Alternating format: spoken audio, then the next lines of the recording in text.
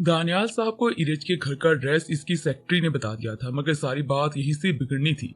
शायद वो चुप रहती, मगर दानियाल साहब ने भी कहा था जहां मर्जी होगी ढूंढ कर निकालूंगा। आखिर कौन बाप अपनी औलाद को मुंह जोर होता देख सकता है। आधे घंटे का सफर हो जाने के बाद वो घर के बाहर खड़े थे। उन्होंने एक नजर घर को देखा, काफी बड़ा यूनिक था, मगर गुस्सा था कि इतने दिनों की बागी होकर घर वापस नहीं आई थी।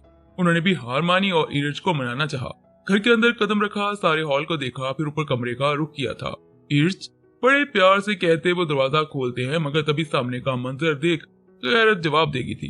वो एक नामहरम के साथ चिपक कर सो रही थी और अंदाज भी ऐसा कि देखने को दिल न करता, मगर ये वो अभी तक नहीं जानते थे कि नामहरम नहीं था।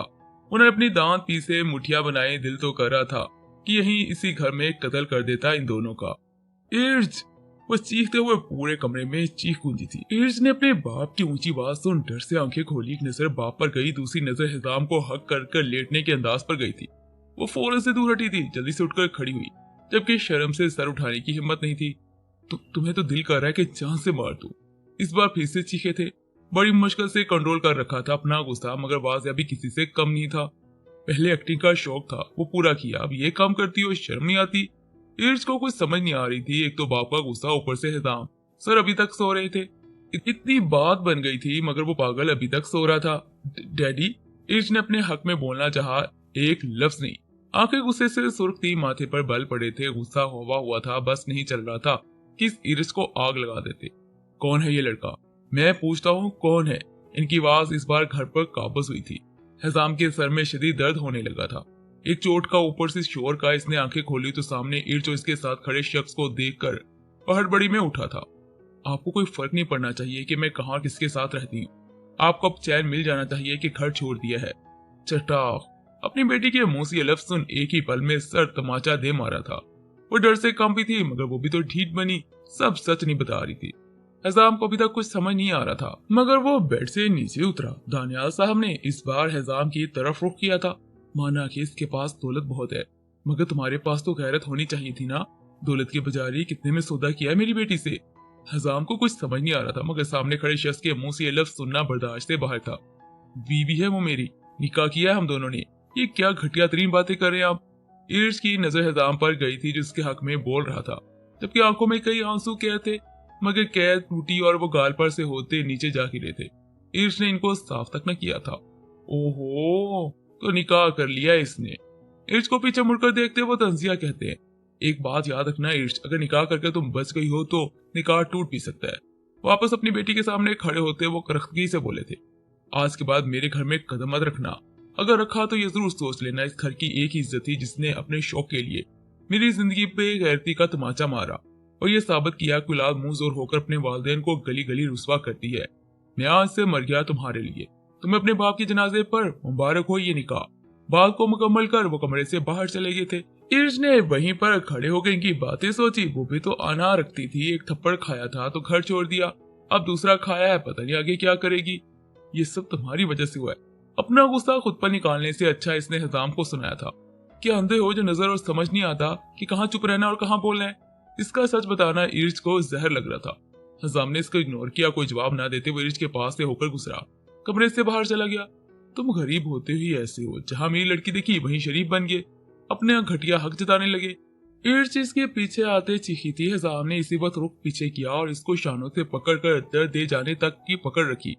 बकवास बंद करो लड़की, क्या समझती हो मुझे? हाँ, सच कहता है तुम्हारा बाप कि तुम्हारे पास दौलत है और मेरे पास गैरत नहीं, मगर तुम्हारी बातें सुनकर दिल कर रहा है कि बेगैरत बनकर तुम्हारे वजूद को लाश बना दूं, फिर आग लगा दूं। लफ्जों के साथ पकड़ भी सख्त होती गई थी, चेहरा चेहरे पर झुकता गया था। ये एटीट्यूड किसको दिखा रहे हो? जानते भी हो मैं कौन हूँ? एक मिनट में तुम्हारे होश उड़ा सकती हूँ। अपना कंधा हिचकाती वो चीख कर बोली थी, अगर मेरे पास ये दिल ना होता तो कसम मुझे थी कि तुम्हारे मुंह पर थूकना भी पसंद ना करता, मगर अफसोस इस दिल की वजह से मुझे तुम्हारे मुंह लगना पड़ रहा है। पीछे को झटकते वो आंखें दिखाते बाहर चला गया था। इर्ज ने खुद को संभाला था। इतने जोर का धक्का दिया था हिजाम ने। मुझ पर थूकने की बात कर रही है। चंद देर पहले गुजरे लफ्ज याद कर वो गुस्से से बातें कर रही थी। इसे आंखें बड़ी की और पास पर पड़े डिजाइन का जग उठाती दीवार पर लगी एलसीडी पर दे मारती है। जग तो टूटा ही टूटा था, मगर एलसीडी का कुछ ना छोड़ा था। इसने आधी वो नीचे लटक गई थी, आधी दीवार के साथ ही लगी रह गई थी। आखिर समझता क्या है खुद को? इसकी जिंदगी हिसाब ना बनाई तो मेरा नाम भी इर्श। बहुत देखे तुम जैसे लड़के, बहुत के साथ खेला है इस इर्श ने। अगर तुम्हारे एक एक सांस मुश्किल ना बना दिया, मैंने फिर कहना बंदरी का यार ना हो तो। उसे मैं माथे पर हाथ रखती वो पेशानी मसलती जबकि सांस खींच कर ले रही थी। इस कदर हवास बिगड़े थे अपनी इंसल्ट पर। इमरा घर पर अकेली थी, हाशिम ऑफिस चला गया था, वो बोर हो रही थी। इसने हाशिम की बातें सोची कि वालिदैन से मोहब्बत करनी चाहिए, फिर वो चाहे जैसे भी क्यों ना हो। इसने हिम्मत कर हवेली कॉल मिलाई थी। अस्सलाम वालेकुम बाबा। नंबर जवेद साहब का था मगर उठाई तस्मिया बी ने थी। इमरा की आवाज सुन तस्मिया बी ने कुछ सोचते जवाब दिया, इमरा मेरी बच्ची। वो झूठे आंसू रोती आवाज दुखी सी कर बोली थी, इमरा इमरा प्लीज मुझे बचा लो, प्लीज मुझे बचा लो। इमरा तस्मिया बी की आवाज सुन जरा परेशान हुई। इसने बेड क्रोन से टेक छोड़ी और सीधा होते बैठी, मामा आप प्लीज इमरा मेरी बच्ची मुझे बचा लो। तुम्हारे मामू जब से तुम्हें मिलकर आए ना तब से पागल बने मुझे मारे जा रहे हैं और तो और मुझे धमकियां तक देते हैं कि आधी अधूरी चोरी बात इमरा का दिल भारी कर रही थी। धमकी देते हैं कि हाशिम को मार दूंगा मेरी बच्ची। रोना जैसा डाला अगले बंदे को सच का यकीन आता था। तस्मिया बीबी उम्र गुजार चुकी थी, आखिर काम भी तो यही किया था सारी उम्र। क्या कह रही हैं आप? हाशिम का असर में तड़पी थी जो तस्मिया बीबी को काफी अच्छा लगा था क्योंकि बस हाशिम ही तो वजह थी इमरा के वापस पाकिस्तान आने की। मैं क्या बताऊं मेरी बच्ची, तुम्हारे मामू ने कहा है कि हाशिम को छोड़ूंगा नहीं। पता नहीं क्यों पागल बन रहा है मेरा भाई, मगर मेरा यकीन करो इमरा मेरी बच्ची, मैं बहुत तकलीफ में हूँ। जवेद को भी नहीं बता सकती, डॉक्टर टेंशन से मना किया है। खुदा के लिए वापस आ जाओ। वो कह रहा था फोन है किसी का कि आज कुछ तो बुरा करेगा हाशिम के साथ। इमरान ने ये सब सुनकर यकीन किया और सांस रोक दिया। बहुत मुश्किल से बात कर रही थी क्योंकि मेरे पास मेरा फोन तक नहीं था। तुम्हारे बाबा के फोन पर तुम्हारा नंबर देखकर बात कर रही। वो तो कहते हैं कि मैं अपनी बच्ची से बात तक ना करूं, मगर माँ हूं कैसे रह सकती हूँ। तुम बस जल्दी से वापस आ जाओ।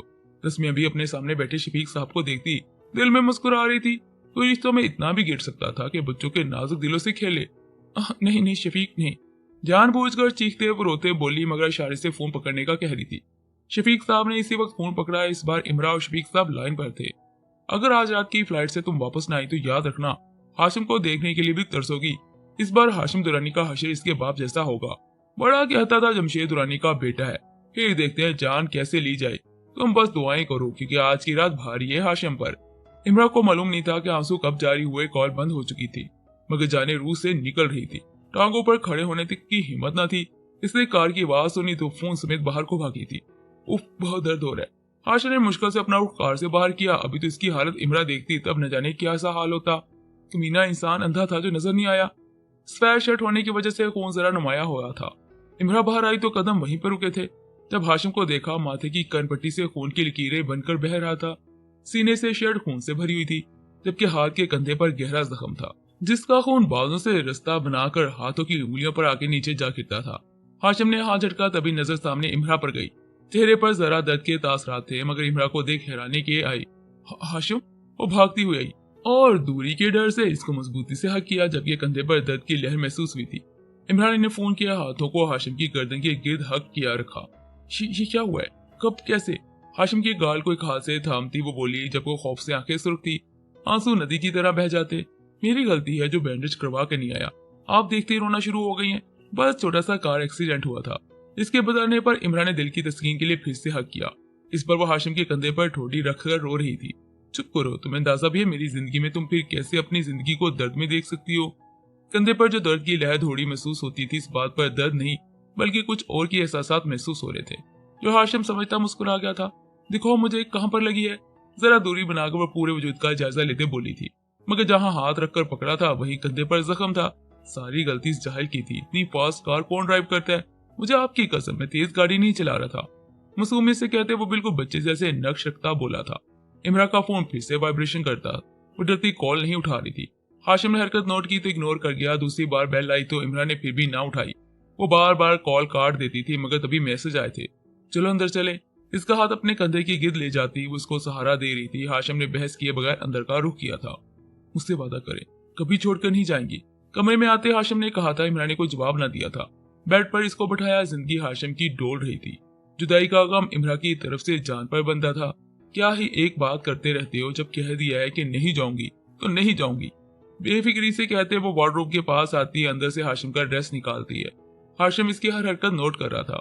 मुझे मौत से ज्यादा आपकी जुदाई से डर लगता है, ये बात सच है। वो मुसलसल इमरा को देख रहा था मगर इमरा इसका ड्रेस पास बेड पर रखती। इसकी नजरों को इग्नोर कर रही थी। शायद दिल डर रहा था माथे पर से आते खून देखकर। इतनी हिम्मत कहाँ से लेकर आती। अभी धमकी मिली थी और सब सच भी हो गया था। दुनिया में अगर रहना है तो लोग रह लेते हैं, फिर चाहे मोहब्बत के बगैर रहना ही क्यों ना हो। इमरान ने खुद पर शफीक साहब की बातों का डर बैठा लिया था। कभी तो वो बातों ही बातों में समझा रही थी कि वक्त फिर से बदलेगा। झूठ कहते हैं वो लोग कि मोहब्बत के बगैर रहा जा सकता है। हिम्मत करता वो खड़े होते बोला। इमरान इसी वक्त जरा पीछे हुई थी।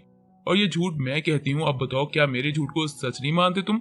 हाशिम को इसके अंदाज बदले बदले लग रहे थे। जिसम पर जख्मों का दर्द कम नहीं होता था, दिल का दर्द और बढ़ जाता था। तो फिर आपको इश्क में काफर समझूंगा, क्योंकि वही मोहब्बत में झूठ बोलते हैं। इमरान अभी तक नजरें फर्श पर गाड़े खड़ी थी। हाशिम को जवाब ना मिला तो जरा गुस्सा लाए वो अपने कपड़े उठाता बात में चला गया था। कुछ देर तक डॉक्टर आया, इसने चेकअप किया, मरहम पट्टी हुई। इमरान किसी वक्त के इंतजार में थी जब वो फोन पर मैसेज देख सकती, मगर हाशिम के सामने वो नहीं देखना चाहती थी। रात के वक्त वो दोनों अपनी अपनी अलग साइड पर कमर करके लेटे थे। इमरान को आंख कहाँ नसीब होनी थी। इसने खुद पर से कफट उतारा और स्टूल से फोन उठाती वो बाहर निकली थी।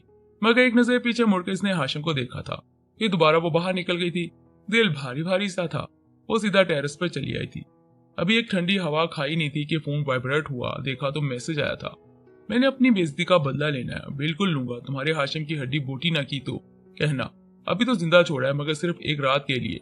अगर कल सुबह हवेली नजर ना आई तो तुम्हें भी हाशिम सुबह नजर नहीं आएगा। और हाँ, निकाह मुबारक। सारा मैसेज रीड किया, आखिर पर वही लफ्ज लिखे थे। इसने नोट किया, ये तो वही पाकिस्तान का नंबर नजर आया। मैं कैसे छोड़ सकती हूँ हाशिम को। मैसेज तो रीड कर लिया था, मगर खौफ से रूह तक कांप रही थी। ये सोच करके वो फिर से अजनबी बन जाएगी, फिर से छोड़ देगी, फिर से बेवफाई करेगी। मैं छोड़ सकती हूँ इसे इसके लिए। अगर ऐसे मोहब्बत में जिंदगियां मिलती हैं तो मैं दूंगी कुर्बानी। हवाएं चुभ रही थी, आंखों में तयश से आंसू बनने लगे थे। पानी की नमी मोटी हो रही थी। इन पलकों से मोती ना संभले, नीचे जा गिरे। वो रोने का जब्त अजमाती नीचे घुटनों के बल बैठी दबी दबी से चीख रही थी। सीने पर हाथ बांधे वो सर झुका गई थी। इसने बेदर्दी से आंसू रगड़ते सर पर बने आसमान को देखा, फिर सारे इरादे बन बैठे थे। वो एक बार फिर से मतलबी हुई थी, मगर इस बार मोहब्बत के लिए, वरना अपनी जात को कहीं और ही छोड़ आई थी। जब से जाना कि हाशिम से मोहब्बत है। हाशिम की आंख खुली तो वह अकेला बेड पर था। इसने खौफ से उठते इर्द गिर्द देखा, मगर पूरे कमरे में कोई ना था। वो डर रहा था कहीं इमरान चली तो नहीं गई। ये ख्याल यूं ही ज़हन नशीन हुआ था। आप किधर हैं? इसने नंगे पांव नीचे उतरते सहमी आवाज में पूछा था, जबकि कानों से टकराई आवाज वापस को मिली थी। इमरान जी, आप कहाँ पर हैं? वो दिल में अजीब कैफियत महसूस कर रहा था। जिसको देखना था वो पुकारने पर भी सामने नहीं आ रही थी। इसने जल्दी से जूता डाल अब कमरे से बाहर जाने का सोचा था। इमरान, इसके अल्फाज आधे ही रहे जब नजर ड्रेसिंग टेबल पर पड़े खत पर जाकर रुकी। वो भागता इसके पास जाता उठाता है। मुझे वापस पाकिस्तान जाना है, क्योंकि मैं खुद जाना चाहती हूँ। मैंने गलत किया था यहाँ पर आकर। अब मैं वहीं पर रहूंगी, अपनी गलती दुरुस्त करूंगी। हाथ कांप रहे थे। हाशिम के वो लफ्जों को पढ़ तो गया था, मगर रूह तक सहम गई थी। वे साख्ता वो सफेद वर्क हाथ से फिसलता नीचे जा गिरा था। मुझे वापस जाना है। वो बार बार इमरान के लिखे लफ्ज सोच रहा था। कुछ समझ नहीं आ रही थी। एक ही दिन में वो चली गई। जब दिल करता है तब आती है, जब दिल करता है तब चली जाती है। शायद गुस्सा आ रहा था, रगे उभरी थी, नफ्स नुमाया हो रही थी, आंखें सुर्ख हुई थी। क्या समझ रखा है मुझे? इसने चीखते सारा सामान एक पल में हाथ से दे मार कर नीचे गिराया था, जबकि पूरी कुव्वत से चीखा था। मेरी मोहब्बत का मजाक बनाकर रख दिया है। हाशिम का सांस गुस्से से फूल रहा था। इसने खुद को एक नजर शीशे में देखा। पाकिस्तान, पाकिस्तान, पाकिस्तान। अपने कानों पर हाथ रखता हुआ आंखें बंद कर गया था। ऊपर से शफीक साहब के अल्फाज याद आ रहे थे। शायद वो पागल बन जाता अगर नफरत का सहारा न लेता। इमरान की बेवफाई पर नफरत करता हूँ मैं। इसने नजर उठाकर शीशे में अपना वजूद देखा। आंखें बोझल थी, माथे पर आते बाल गीले हो रहे थे, पसीना शराबूर कर रहा था माथे को। इसने पूरी कुव्वत से चीखते शीशे पर मुक्का दे मारा था। चीखने से नब्ज ज्यादा नुमाया हो रही थी। हाथ भी खून से भरा था। इसने आधे टूटे फूटे शीशे में आंखें गाड़ खुद की जात घूरी थी। इस बार हाशिम जमशेद दुरानी जाएगा वापस। उसे से वो नजर हटाकर कमरे से बाहर जाने लगा, मगर पाँव में वही वर्क रास्ते में आया। इसने नजर झुकाकर इस में खत को देखा था। मोहब्बत ना होती तो आप तो कसम मेरी इश्क की हक समेत छीनता। आपको नफरत हो जाती आपको खुद की जात से। इस वर्क पर पाँव रखते वो आगे बढ़ गया था। इसने दरवाजा पटक कर मारा था। तेजी से चलते सीढ़ियों को बूट करता वो नीचे आया। जैसे आज चाल थी बड़ी रौबदार लगती थी। कहाँ पर जा रहे हो आप? स्कीना भी अभी बाहर ही खड़ी थी। जब हाशिम को हॉल से बाहर निकलता देखा, हाशिम ने एक नजर देखा था, जैसे आंखें आग की जलन में तप रही हों। आग लगा देंगे इस घर को या फिर बेच दे, जिसमें मेरी मोहब्बत नहीं। तब तक वापस नहीं आऊंगा जब तक सजा ना दे दूं इन्हें और हक समेत वापस ना ले आऊं। आज तो स्कीना भी डरी थी हाशिम का गुस्सा देखकर। उन्होंने रोकना चाहा, मगर वो भारी कदमों से चला गया था। पता नहीं वो आगे क्या करता। गरम दिमाग का लड़का था, बिल्कुल बाप पर गया था। पर यार क्या मैंने ठीक किया है? इमरान ने सोचों में गुम अंदाज में पूछा था। तुम्हें पता है ना मुझे हाशिम से कितनी मोहब्बत है, मगर मैं कैसे इसको खो सकती हूँ? फराज जो इमरा के पास खड़ी कपड़े देख रही थी, इसकी बात सुनती, ड्रेस को इमरा के पास बेड पर रखती, उसके पास बैठी थी। यही तो डर होता है मोहब्बत में आशिक को खोने का। मगर यार तू मुझे पूरी बात बताती भी तो नहीं ना। फरा ने इमरा का हाथ थामा, मगर इमरा अभी तक अपनी बेवफाई पर पशेमान थी। नदामत कम होने की जगह और बढ़ती जाती। जब जब हाशिम को सोचती, तुम कभी नहीं समझोगी मोहब्बत क्या होती है। वो मेरे लिए रोता है तो दिल करता है शर्म से मर जाऊं, मगर कसम मुझे हाशिम की, मैं इसको कभी नहीं खोना चाहती। मैंने सही फैसला किया इसे दूर रहने का। कम से कम वो जिंदा तो है ना।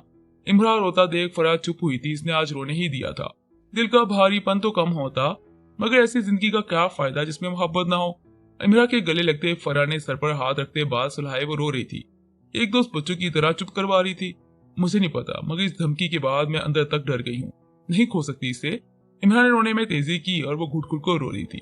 सांस अटक रहा था। दिल ने आज फिर से बेवफाई करवा ली थी। कितने वादे किए थे कि कभी नहीं छोड़ूंगी, मगर सब झूठ निकला जब वो धमकी इस पर भारी पड़ी। अल्लाह पर यकीन करो, वो सब दिलों के राज जानता है।